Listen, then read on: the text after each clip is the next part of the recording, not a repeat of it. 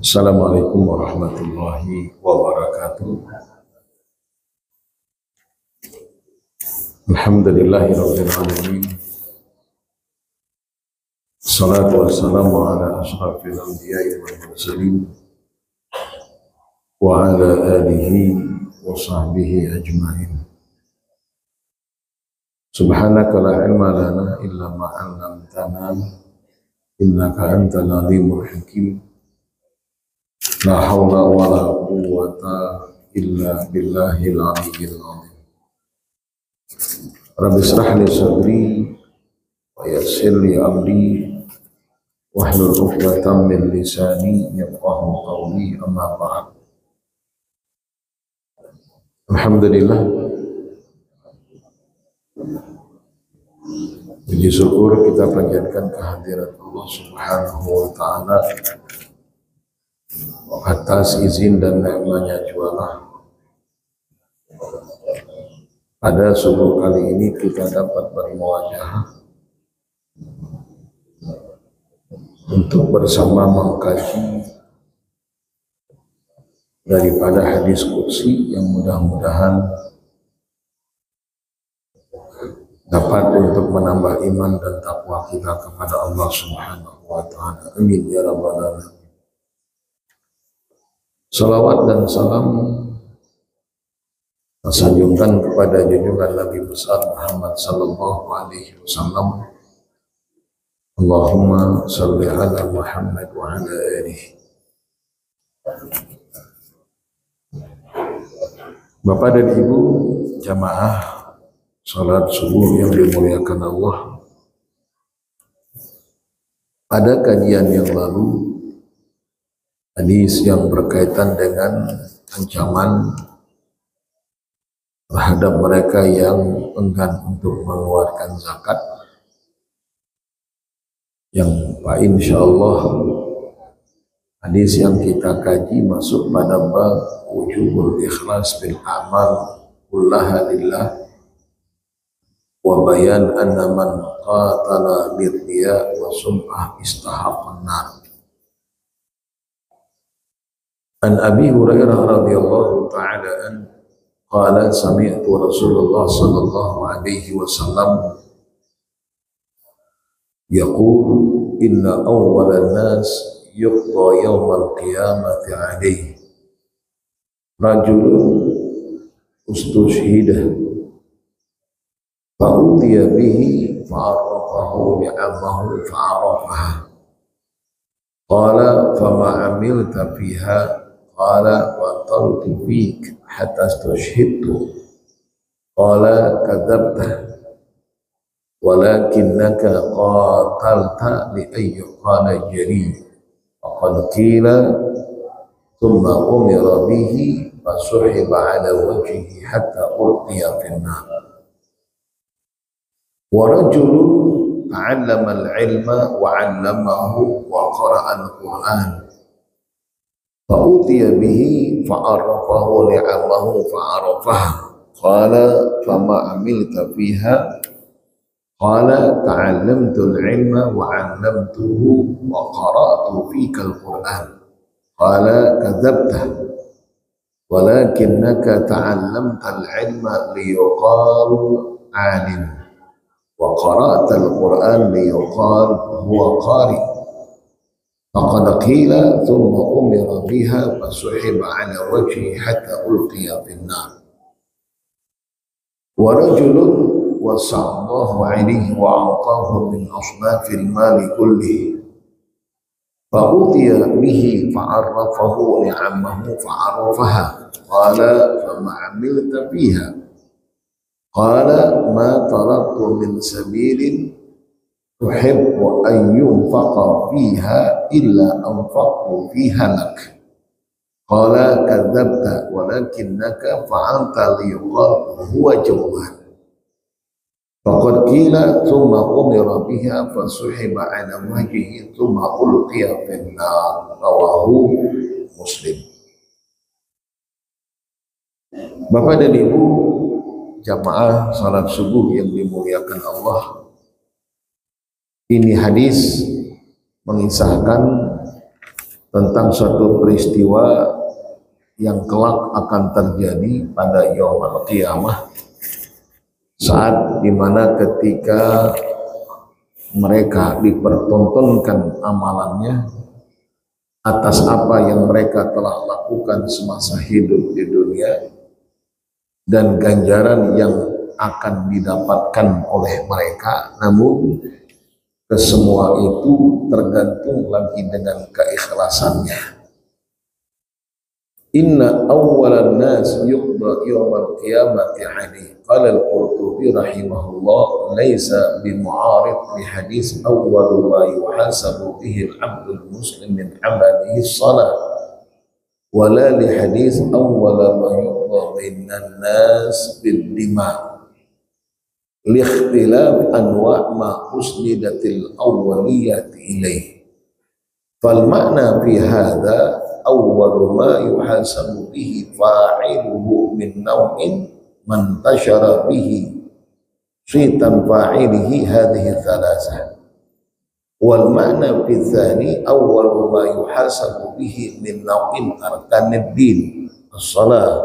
Wal ma'na fi tsalis awwalu ma yuhasabu bihi min naw'il madhalim ad-dima wa innama tatawahamul ma'aridah law kanatil awwaliyah fil jami' musnadidatun ila naw'in wahid.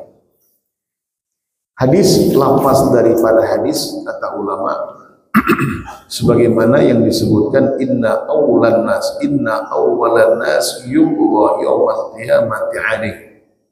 Orang yang pertama kali nanti diperhitungkan pada yaumul qiyamah, yang akan dihakimi kelak pada yaumul qiyamah, rajulun ustushida, orang yang mati syahid, mati di medan perang. Oleh Imam Al-Qurtubi menyebutkan kalimat ini laisat hiya mu'aradah, tidaklah bertentangan dengan hadis-hadis yang juga menjelaskan tentang bahwa kelak yaumul qiyamah akan dihisab daripada setiap hamba itu adalah salatnya. Begitu juga ada hadis orang kelak pada yaumul qiyamah yang akan dihisab dan diperhitungkan di hadapan mahkamah Allah itu adalah fiddima, masalah darah. Ini kata ulama, kata Imam Al-Qurtubi, laisa hiyat mu'aradah, tidak ada pertentangan hadis yang pertama, kedua, dan ketiga. Andai ada hadis awwalu ma yuhasabul 'abdu bihi yaumal qiyamah as-shalah, yang akan dihisab, diperhitungkan kelak yaumul qiyamah adalah salat. Ada hadis yang lain yang kelak akan diperhitungkan pada hari kiamat adalah urusan darah. Ada hadis lagi kelak yaumul qiyamah yang akan diperhitungkan adalah orang yang mati syahid dan seterusnya. Apakah bertolak belakang ataukah bertentangan antara satu hadis dengan hadis yang lain? Beliau katakan tidak. Lalu kenapa berbeda periwayatannya? Kenapa berbeda yang akan diperhitungkan pada awal kali nantinya? Beliau katakan tidak lain dan tidak bukan adalah berkaitan masing-masing masalah dengan peristiwa dan kejadiannya. Jadi awwalu ma yuhasabul 'abdu bihi yaumal qiyamah as-shalah, itu kata ulama min arkaniddin. Jadi lihat kaitan bahasannya. Jadi kalau bahasan yang berkaitan dengan urusan rukun agama, itu yang akan diperhitungkan pertama kali yakni sholat. Sementara hadis yang menyebutkan awwalu ma yuqda bihil 'abdu yaumal qiyamah ad-dima, Pertama kali yang akan dihisab kelak yaumul qiyamah adalah dalam hal yang berkaitan dengan urusan darah. Ini kata ulama, bila mana menyangkut kehidupan sosial, kehidupan interaksi antar satu dengan yang lain. Masalah darah, karena kalau sudah berkaitan dengan atau kaitan dan hubungan antar atau berinteraksi satu dengan yang lain dalam hal hubungan sosial, itu kadang-kadang ada yang bertentangan, berkelahi, bertumpahan darah. Nah, itu yang akan diperhitungkan kelak yaumul qiyamah. Jadi bukan berarti lafaz hadis ini bertentangan antara satu dengan yang lain, atau hadis yang satu menyalahkan hadis yang lain, tidak. Tapi penjelasannya kata ulama berkaitan dengan bedanya yang akan dihisab kelak yaumul qiyamah itu sesuai dengan macam atau bidang masing-masing. Ada yang berkaitan dengan hukum atau rukun dalam agama, itu salat yang akan dibahas. Kaitan yang berhubungan antar sesama itu yang pertama kali diperhitungkan urusan darah. Kaitan yang berkaitan dan berhubungan dengan yang lainnya pun juga dengan yang lain. Jadi bukan bertentangan kata Imam Al-Qurtubi. Dan ini redaksi seperti ini banyak kita temukan. Contoh, ada sahabat minta nasihat, tapi yang dinasihatkan oleh Rasul la taghdab, jangan marah. Ada sahabat lain ketika minta nasihat, nasihatnya berbeda dan seterusnya. Ini kata ulama, bedanya nasihat yang disampaikan oleh Rasul kepada sahabatnya atau orang yang meminta nasihat kepada beliau dengan berbeda nasihat yang diberikan, itu menunjukkan bahwa nasihat sesuai dengan orang atau tipe dari orang yang dinasihati. Jadi bukan sama aja nasihatnya, tapi beda, ini begini, ini begini, itu sesuai dengan tipe orangnya. Yang biar supaya nasihat itu masuk dan bisa diterima. Amun ada orang yang sudah kada penyarikan dinasihati, jangan kau marah, kada sesuai. Amun ada orang yang rajin umpama sembahyang, dinasihati, jangan kada sembahyang, kada sesuai.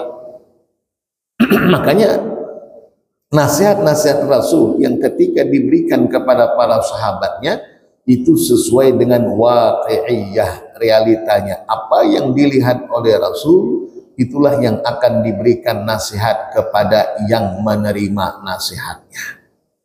Ini bukan berarti bertentangan antara satu hadis dengan hadis yang lain. Wa qawluhu jalla wa ala kadzabta dalil ala anna ashabal kadzibah baina yadayil jabbar innama huwa min ajhalin nas. Saat dimana ketika ada orang dikisahkan yaumul qiyamah mati, berharap mati syahid, lalu kemudian ditakunakan fama amil, tapi apa yang kau telah perbuat dan lakukan. Qala qataltu fika hatta tushhid. Aku ikut berperang ya Allah, ikut membela agamamu di dunia dan aku mati syahid. Artinya beliau ingin mendapatkan janji yang dijanjikan oleh Allah, yakni tidak lain dan tidak bukan adalah surga dengan sebab karena mati syahidnya ia. Lalu Allah katakan kadzabta, kamu dusta kata Allah. Nah, ungkapan ini kata ulama dalilun ala anna sahibal kadhiba baina yadayil jabbar innama huwa min ajhalin nas. إذ لو كان يعلم أن الله تعالى يعلم سر وأخفى ما تجري وكذب بأقدته ذي الجلال والإكرام. Ini menunjukkan saat dimana ketika ia mengatakan aku mati syahid, ingin surga yang kau janjikan, aku berperang di jalan engkau, di jalan membela agamamu untuk mendapatkan ridhamu. Ujar beliau dengan kalimat kadzabta, di situ dalil bahwa orang yang menyebutkan itu atau orang yang menyatakan itu ada mengetahui kalau Allah Maha tahu. Kalau di dunia bisa saja ini berdusta, tapi kalau di akhirat kadakawa berdusta, kadakawa mendustai hakim itu kadakawa, amun di akhirat, amun di dunia kawa hanya mendustai pengadilan. Ia berdalih begini, ini, ia berkata ini, dan seterusnya, walaupun tidak sesuai dengan faktanya, tapi di akhirat hendak mengatakan aku berperang karena ingin mendapat ridhamu. Ujar Allah, dusta kau, bukan aku kada tahu. Itu kata Allah. Maka disebutkan min ajhalin nas. Sebab kenapa? Karena kalau dia paham dan tahu kalau Allah itu maha tahu apa yang tersembunyi daripada hamba, kada mungkin dia mendustai Allah. Hendak berlaku dusta, hendak menipu, seakan-akan yang ia perbuat dan lakukan itu Allah kada tahu bahwa yang ia lakukan itu bukan karena Allah. Wa innama liyaqal annaka jari, kata Allah. Sebenarnya kau lakukan itu bukan karena aku, ujar Allah, tapi biar supaya engkau dikatakan sebagai orang yang pemberani, pahlawan, banyak jasa, berarti mengharapkan penghargaan dari manusia, mengharapkan pujian dan sanjungan. Bukan kau lakukan itu untuk mendapatkan ridhaku, kata Allah. Ini yang terselubung yang kita kada tahu. Makanya masalah hati itu memang hanya antara kita dengan Allah yang tahu. Nahkum bizzawahir, yang kita bisa lakukan hanya bisa menilai secara zahir. Tapi hakikatnya kita kada kawa memponis bahwa inya ikhlas atau kada, inya berbuat karena Allah atau kada, itu hanya Allah. Maka jangan sampai kita nang memponis orang lain aja kada ikhlas beramal, belum tentu. Atau sebaliknya, ya ikhlas benar orang tu beramal, belum tentu. Nang tahu ikhlas kadanya itu Allah tu sirrun min asrarillah, itu rahasia. Kita hanya nahkum bidzawahir saja, kita hanya menghukumkan secara zahir. Makanya lagi-lagi jangan kita mengkerdilkan amalan orang. Dan jangan kita merasa bahwa kita lebih baik dari orang. Kita kada tahu hati orang, kada tahu hati kita pun, kita kadang-kadang kada sadar, ada terbesit sedikit sombong, ada terbesit untuk mendapatkan pujian.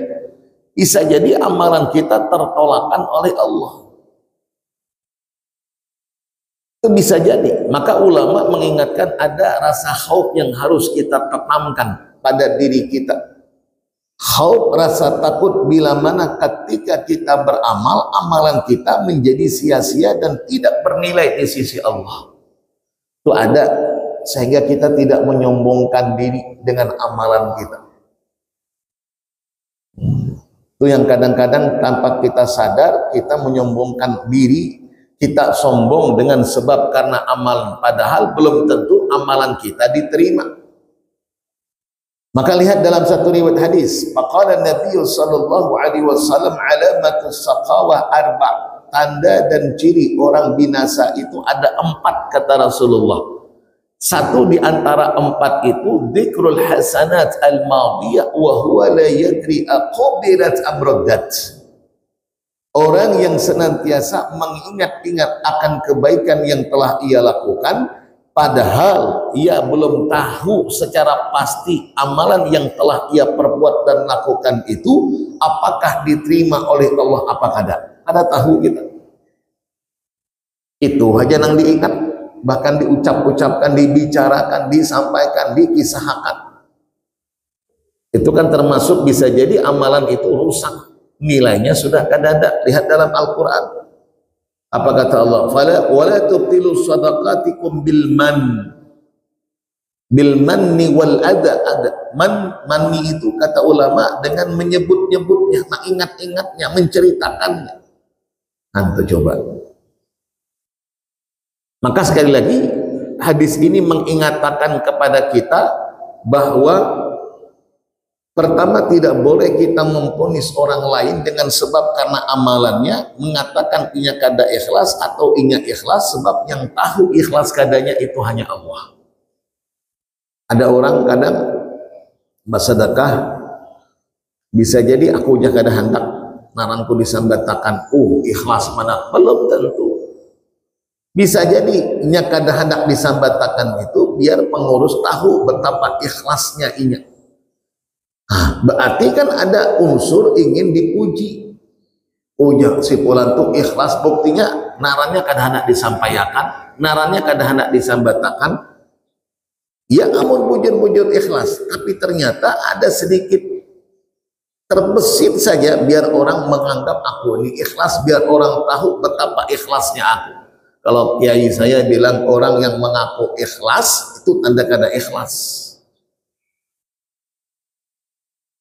Sebab karena amalan itu tidak perlu disebarkan, tidak perlu dibicarakan, tidak perlu dituturkan.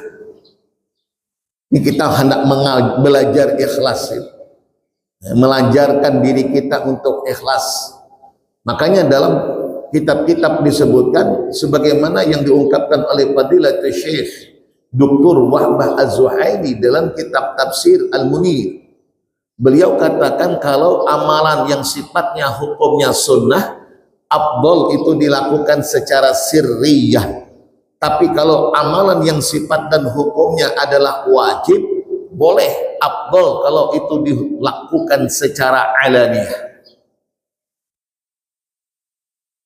Salat 5 waktu wajib, zuhur, asar, maghrib, isya. Itu amun kita hendak lakukan secara berjamaah terang-terangan bagus. Kenapa? Syiar. Dan semua orang mesti harus melakukan 5 waktu itu. Tapi kalau sunnah, ada semua orang wajib melaksanakannya. Ada yang melaksanakan, ada yang kada. Nah, sebab karena tidak semua melaksanakan, itu bisa ada kemungkinan sifat riaknya. Makanya Rasulullah katakan dalam hadis, qala Nabi sallallahu alaihi wasallam, afdhalus shalat fil bait illa al maktubat. Seafdal salat itu tempatnya di rumah. Itu seafdal salat tempatnya di rumah, kata Rasul.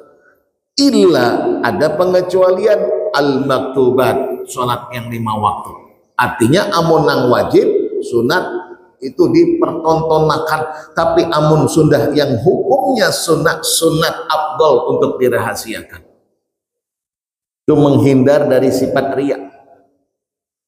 Lihat hadis sahih diriwayatkan oleh Imam Bukhari dan Imam Muslim dalam kitab Al-Lu'lu' wal Marjan fi ma ittafaqa alaihi syaikhani, sab'atun yudhilluhumullahu yawma la dhilla illa dhilluh. Satu di antara 7 golongan yang akan mendapatkan perlindungan kelak yaumul qiyamah.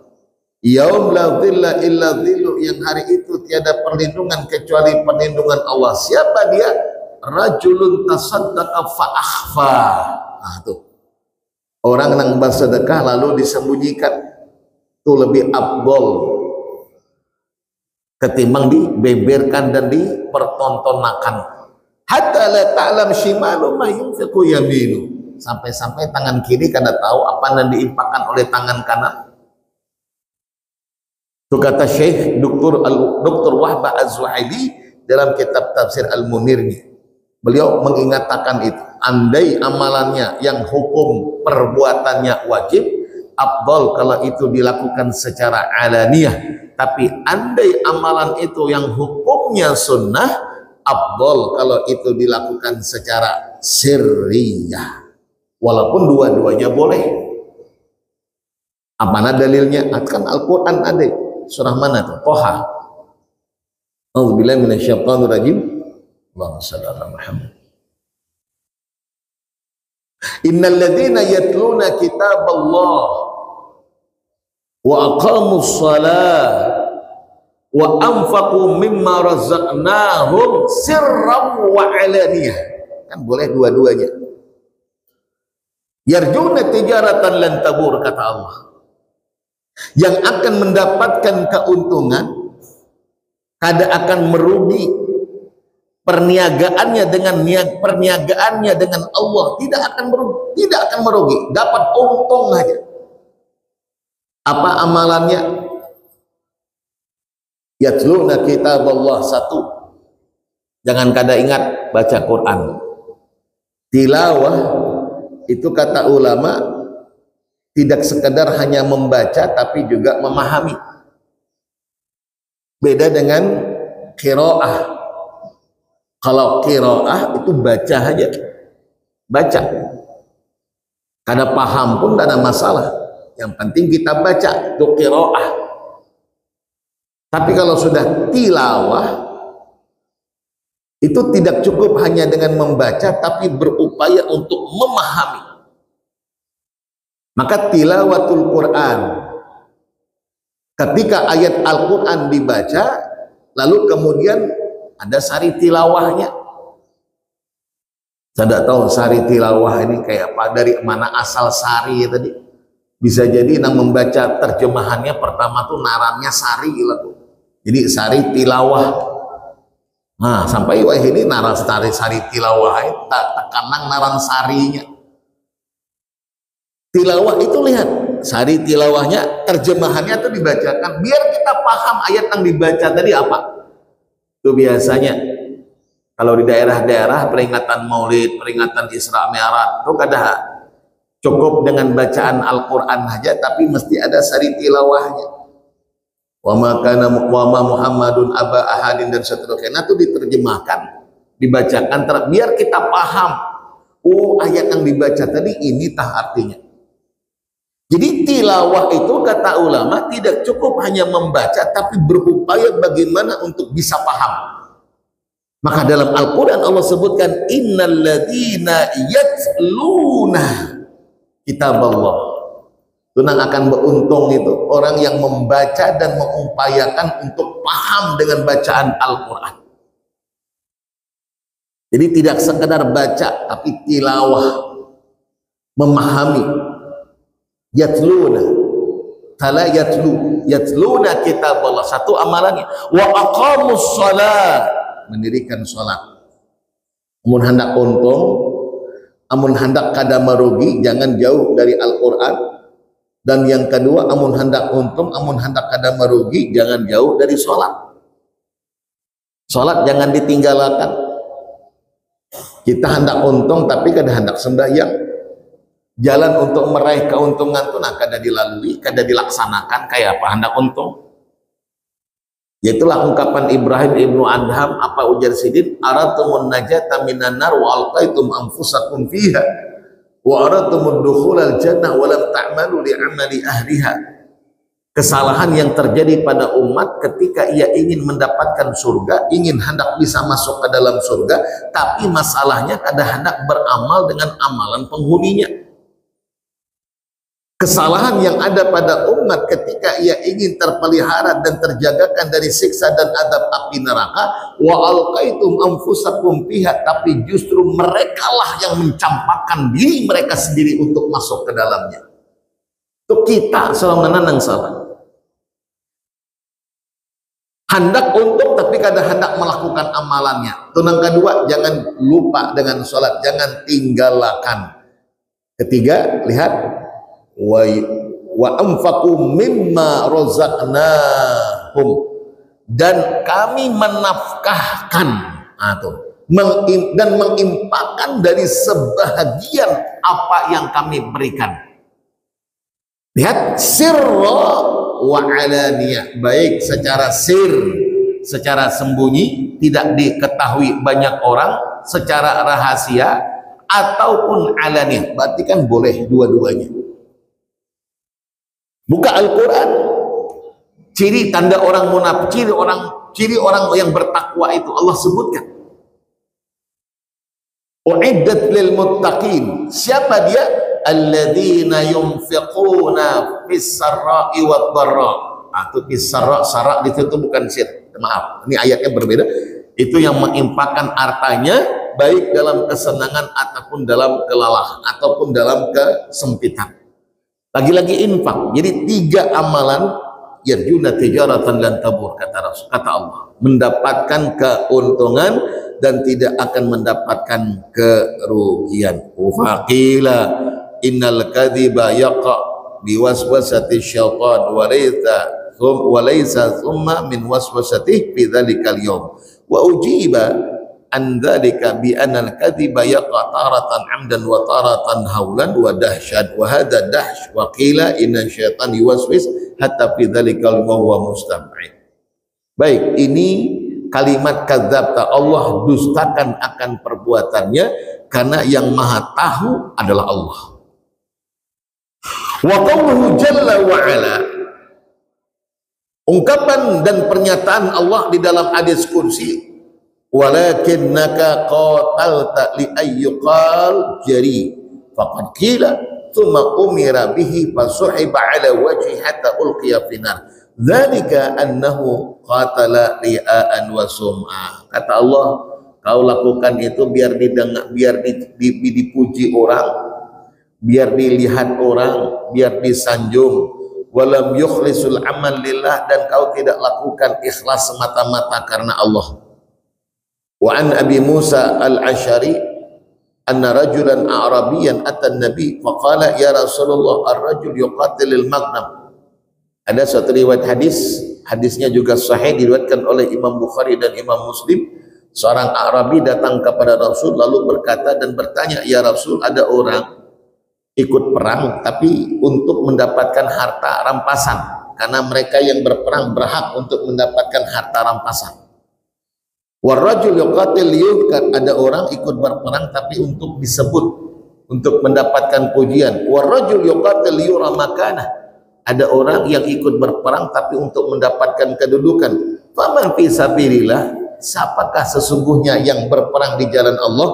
Qala Rasulullah bersabda, man qatala litakuna kalimatullah hiyal ulya wa huwa fi sabilillah. Orang yang berperang semata-mata untuk menegakkan agama Allah, hanya ingin mengharapkan ridha Allah, itulah kata Rasul orang yang benar-benar berbuat dan berperang di jalan Allah Subhanahu wa taala. Jadi ikhlas yang semata-mata karena mengharap akan ridhonya. Hadis ini mengingatkan apapun yang kita lakukan semasa kita hidup di dunia, baik dengan sedekah kita, baik dengan ilmu yang kita sampaikan, yang kita ajarkan kepada mereka yang membutuhkan, atau apa saja perbuatan yang kita lakukan, dasar utamanya, pokok utama adalah keikhlasan. Kalau tidak didasari dengan keikhlasan, maka semua amalan kita akan sia-sia. Maka kata Imam An-Nawawi, qala Imam An-Nawawi fil hadis, hadis ini mengisyaratkan dalilun ala taghlidhi tahrimir riya wa syiddati uqubatih.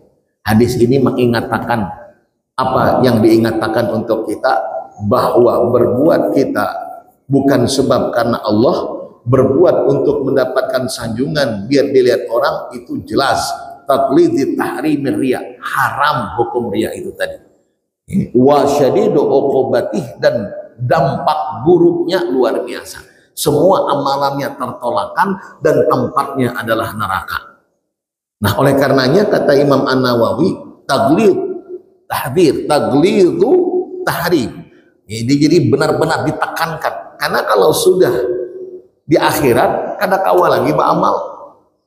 Amal kita hanya di dunia, amun di dunia ini amalan kita kada diterima, kada ada apa-apa yang kita bisa bawa. Beliau menegaskan sekali. Maka jangan sampai kita beramal ketika di dunia yang amalan kita rusak karena sebab faktor riya tadi. Kalau sudah itu yang kita lakukan, berarti kan ada bekal yang kita akan bawa. Sementara Allah katakan dalam Al-Quran, wa tazawwadu fa inna khairaz zadi taqwa. Bekal kita mana? Semuanya tertolakkan, naudzubillah. Itu yang pertama kata beliau. Yang kedua, wal haddu ala wujubil ikhlas bil amal. Nah, ikhlas dalam amal sebagaimana apa yang disebutkan dalam Al-Quran, wa ma umiru illa liya'budullah mukhlishina lahuddin. Dan terakhir beliau katakan, annal umumat al-warida fi fadlil jihad innama hiya liman aradallahu ta'ala bidzalika mukhlisa wa kadzalika sana 'alal ulama wa 'alal munfiqina fi wujuhil khair. Ada tiga yang disebutkan dalam hadis ini. Satu, jihad. Dua adalah ilmu, para ulama belajar. dan mengajar, 3 adalah infak di jalan Allah, al-munfiq fi sabilillah. Ketiga amalan ini disebutkan, kata Imam An-Nawawi, menunjukkan bahwa amalan-amalan itu adalah amalan yang memiliki keistimewaan dibandingkan dengan amalan-amalan yang lain. Ilmu punya keistimewaan, jihad punya keistimewaan, termasuk infak di jalan Allah Subhanahu wa ta'ala. Wallahu ta'ala alam. Insyaallah di lain waktu dan di lain kesempatan masuk pada bab yang lainnya. Al-Fatihah. A'udzubillahi minasyaitonir rajim. Bismillahirrahmanirrahim. Alhamdulillahirabbil alamin arrahmanir rahim maliki yaumiddin. Iyyaka na'budu wa iyyaka nasta'in. Ihdinas siratal mustaqim. Siratal ladzina an'amta 'alaihim ghairil maghdubi 'alaihim waladdallin. Amin amin ya rabbal alamin. Bismillahirrahmanirrahim. Alhamdulillahirabbil alamin. Salatu wassalamu ala asrafil anbiya'i wal mursalin wa ala alihi washabihi ajma'in. Allahumma ighfir lana ma akhtana wa ma ta'ammadna wa ma asrarna wa ma a'lanna wa ma anta 'alamu bihi minna. Antal muqaddim wa antal muakhir, la ilaha illa anta subhanakallahumma wa bihamdik, nashhadu an la ilaha illa anta, nastaghfiruka wa natubu ilaik. Wa sallallahu ala sayyidina Muhammadin nabiyil ummi wa ala alihi washabihi wasallam. Alhamdulillahi rabbil alamin. Assalamualaikum warahmatullahi wabarakatuh.